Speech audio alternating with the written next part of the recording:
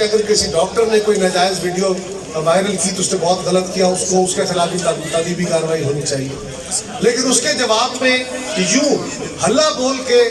دل کے اس اسپتال پہ جا کے وکلاء کا حملہ کر دینا کسی صورت قابل برداشت نہیں، کسی صورت مناسب نہیں۔ بالکل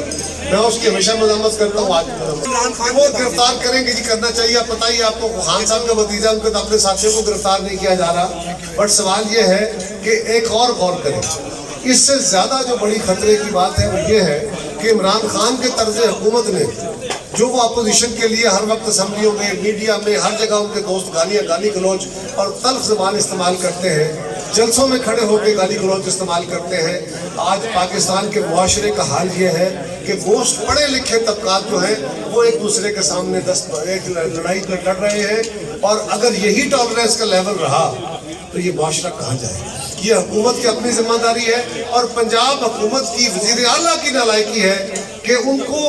پتہ ہونا چاہیے، وکلاء اکٹھے ہو رہے ہیں، وہاں جا رہے ہیں، اٹیک ہونے لگا ہے،